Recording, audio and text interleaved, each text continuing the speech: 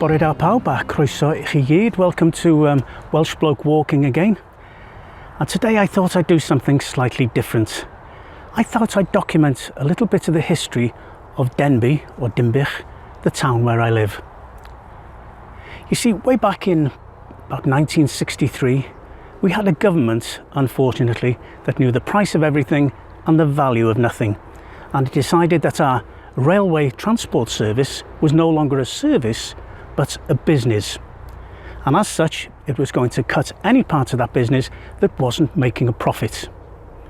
They appointed a man called Mr. Beeching to do this, and he was very efficient. Overnight, England lost about a third of its railway infrastructure and Wales lost nearly all of it, and one of the victims was Denbigh. Those days, nearly half a century ago, well, over half a century ago, we had quite a big junction here. We had a railway station with numerous passenger platforms, we had cattle pens, we had goods sheds, we had loco sheds for the repair and maintenance of steam locomotives, we had a huge turntable for turning locomotives around, and we even had a branch line off to Denbigh Quarry. I can well remember in those days my mum would take me on a day trip to Rhyl, sunny Rhyl on the coast of North Wales, and we'd go on the steam train from Denbigh station, and other days we'd go to Chester to see Chester Zoo, all on the steam train. And these days there's barely a vestige of it left.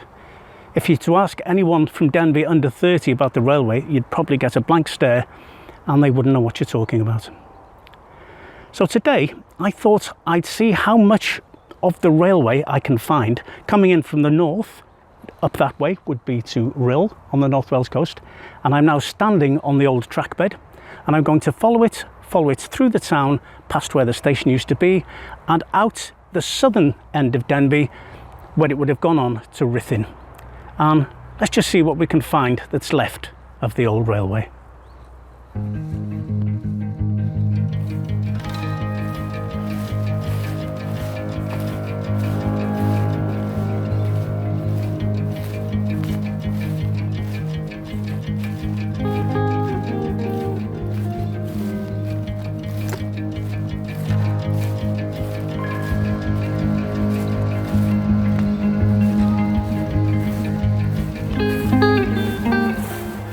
Really hard to tell that this was a railway line. I mean, there's nothing here to show for it at the moment.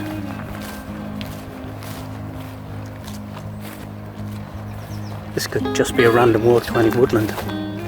Although the raised bit there, I'm guessing that was the actual railway embankment there.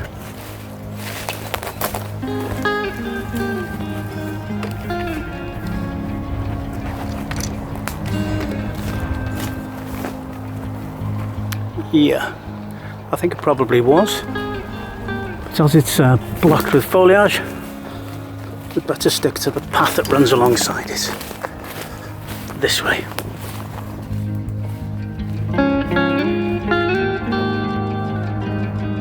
The bed begins to widen here. And if I'm not mistaken, this is where a branch line left the main line and headed east across country towards Bodfarry, and then Mould, and then on to Chester in England. So that would have been along that way. But the Denbigh line is straight ahead.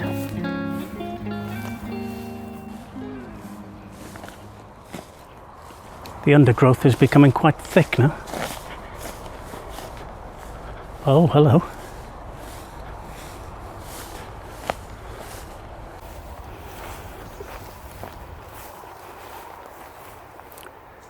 This looks like a facility for the railway plate layers. I think it might have been a toilet for their use. Plate layers were the men who kept the track in good order. So they would have been up and down here checking the track.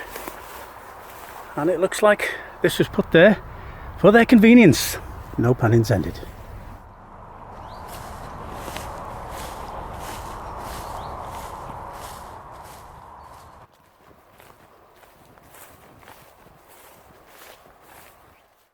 You can see that this is not often used.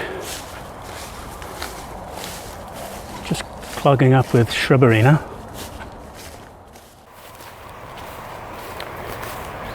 The vegetation continues to get thicker.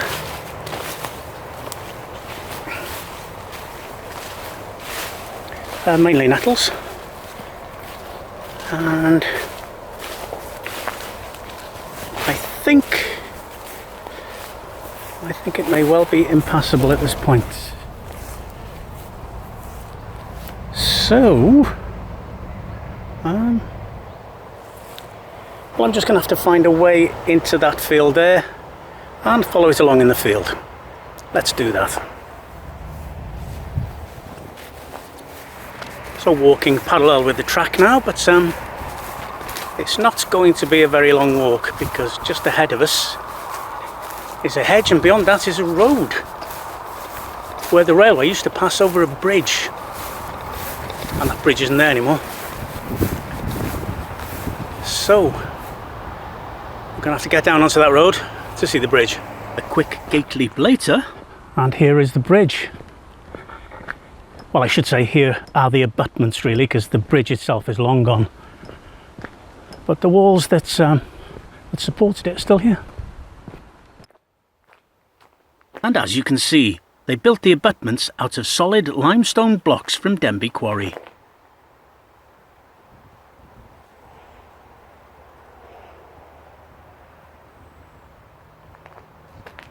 Here we can see the bridge identification marker, VOC2, Vale of Clwyd, the second bridge out of Denbigh. And on this side, I can see some scratched in graffiti that was put there 3 years before I was even born.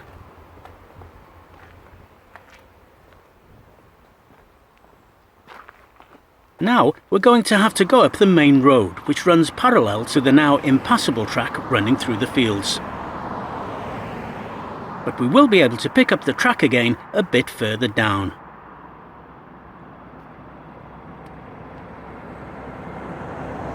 And now we're officially entering Denbigh. Across the road there is a pavement, so it might be safer to walk along that. To our left, we can see what's left of the old railway embankment. And a house is being built on it. And it was on this roundabout where the first bridge out of the station was sited. And yes, this is indeed a house on a traffic island.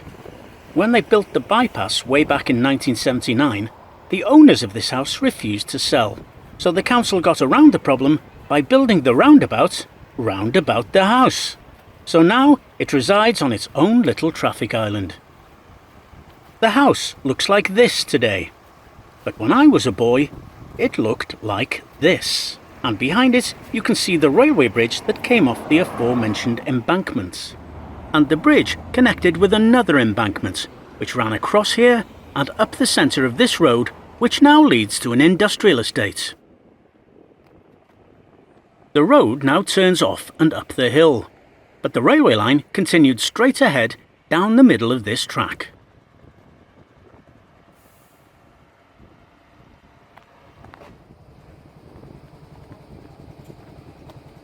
Following the old track bed for some distance, we can see on the left a red brick building. So what, you might think, it's just an unremarkable factory unit, nothing special. But when I was a boy, the building looked more like this. It was in fact a locomotive shed used for the maintenance and repair of steam engines. A bit further on, the old track bed is now blocked by some factory buildings, so we need to find a way around it. Luckily, there's a way to do that by following this little footpath which runs parallel to the track bed.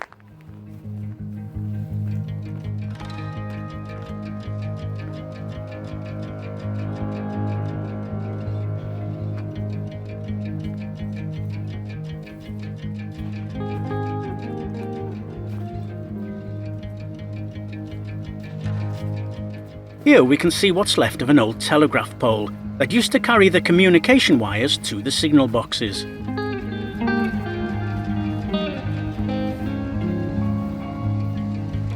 This is a great time of year to pick fruit from the hedgerows. Just look at these brambles.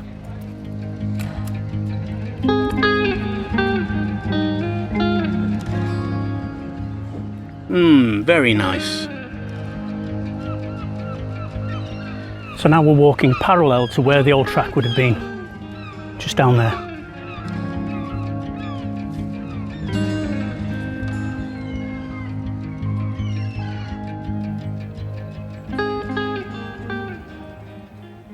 So Denbigh Station Yard would have started just about here on the other side of the fence, but there was a branch line that branched off up here.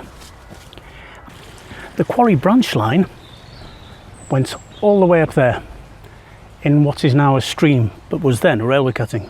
It goes up for about half a mile, comes out of the quarry, and by the magic of editing I can take you there now. So this is the present day Denbigh Quarry, and if I just bring you down here,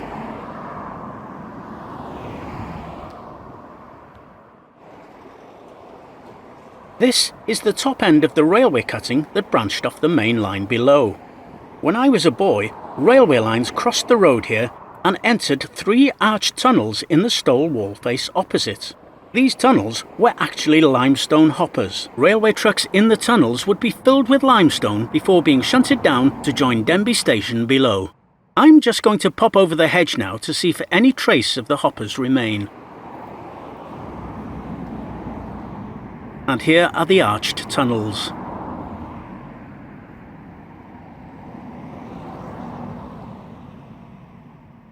Clearly at some point they were bricked up and used as garages.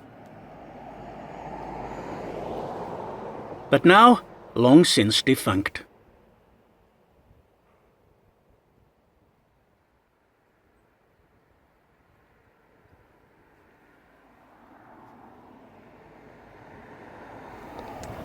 So that was the quarry. Now back to the station. So here we are back at what used to be the station yard. So let's pop down there and follow the route through.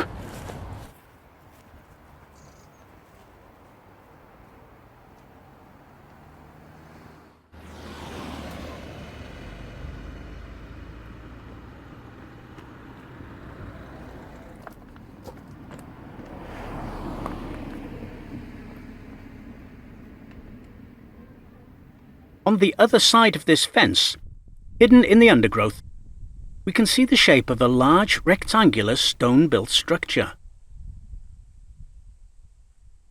This too was part of the old railway. In its original form, it looked like this. It was a water tower for replenishing the water in steam locomotives. Here, the railway line would have passed through the centre of these buildings. And at the end of this particular building is a parking space, which is where the main building of Denbigh Station once proudly stood. And it looked like this.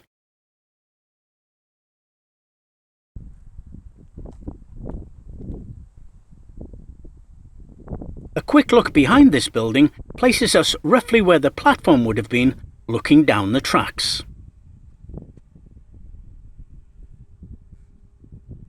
Which then came across the car park here and into the undergrowth there, where there was a bridge over the main road.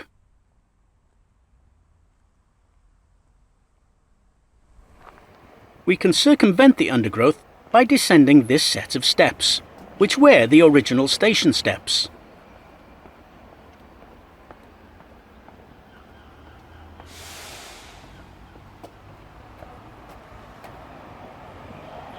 From down here we can see the only surviving bit of Denbigh Station, which also formed the abutment to the town's main railway bridge.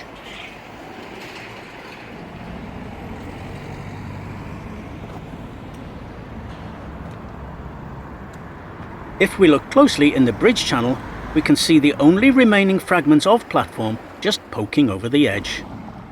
The bridge spanned this road, which nowadays looks like this.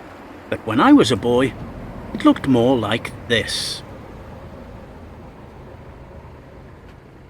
As we follow the old railway trackbed, some clues to its existence are more obvious than others.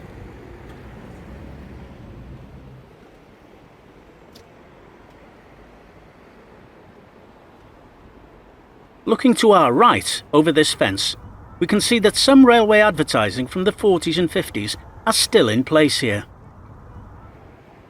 We now follow what would have been the embankment, which then crossed this road on a bridge, continued down this track,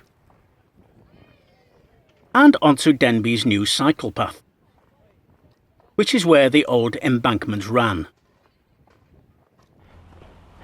This bit of cycle path follows almost exactly the same route as the railway line took from the station going towards Ruthin.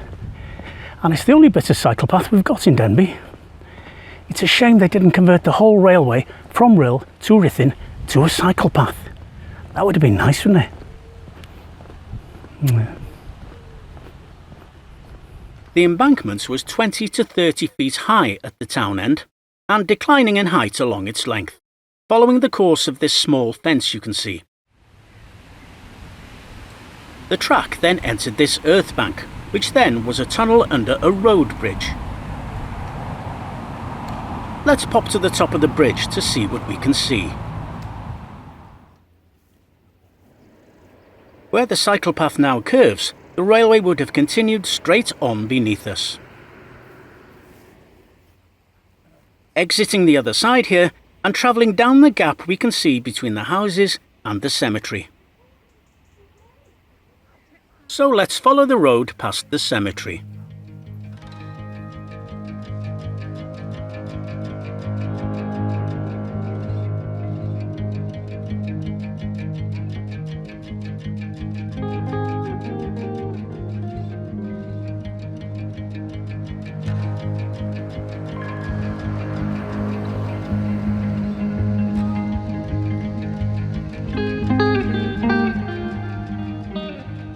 So the railway, as we saw from the bridge, skirted between those houses and the Mynwent, the cemetery that we've just passed.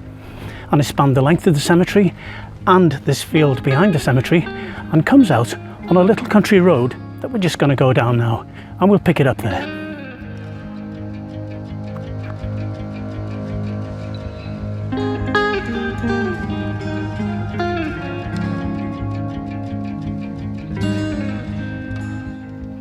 Where the railway crossed the road here did, I believe, used to be a level crossing.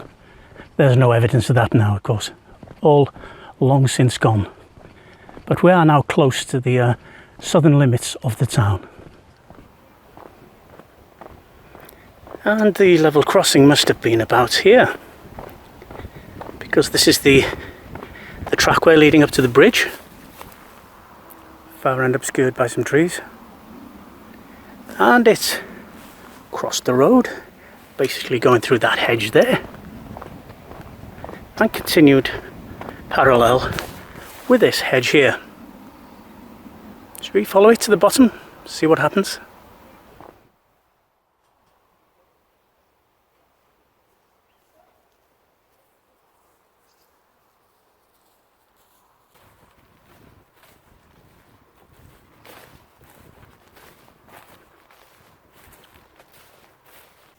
As I walk down the field, I can see hidden in the hedgerow standard railway concrete fence posts that accompany it all the way down. At the end of the field, there is a strange brick-built structure. I don't know if this was part of the railway or not, but I'm going to take a look behind it anyway.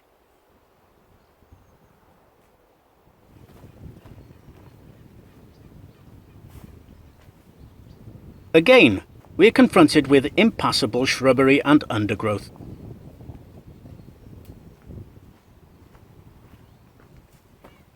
So there's nothing for it but to go back and find another way round.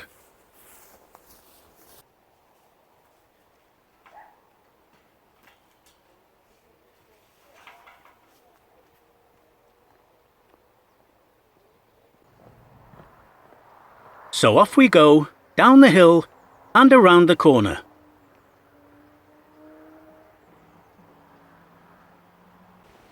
until we come to this public footpath that will lead us back to the track bed.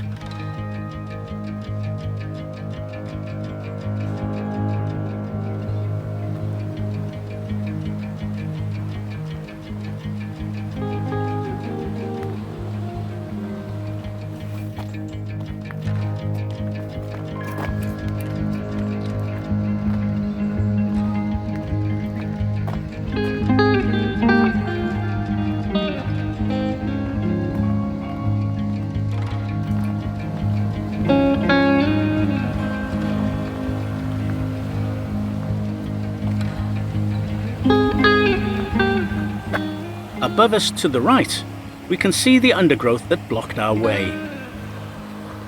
So let's see if we can get back onto the bridge or the track bed.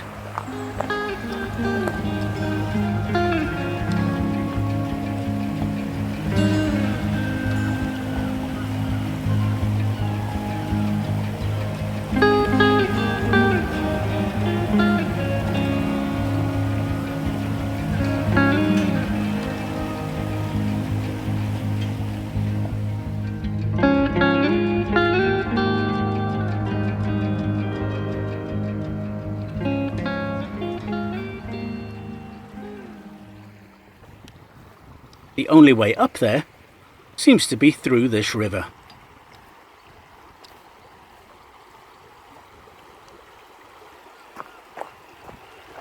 Ah well, anyone for a paddle?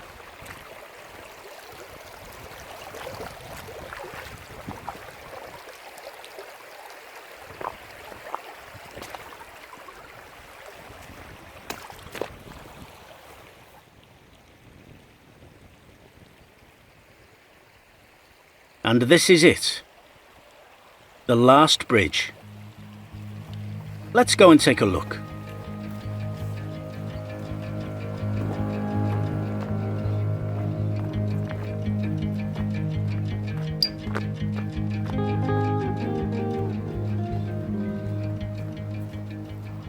Oh, just take a look at that track bed. It's pristine.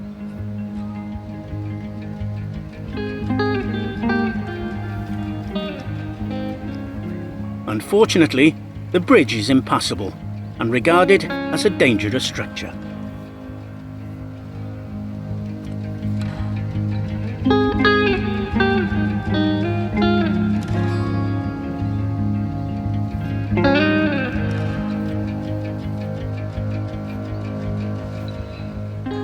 So there you go, the end of the journey.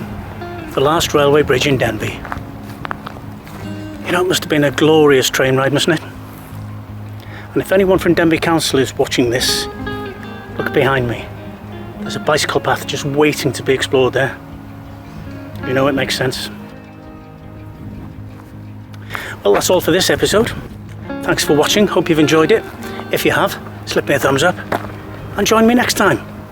Until then, Bwydwch yn ofalus, take care of yourselves, and I'll see you soon. Hwyl fawr i chi.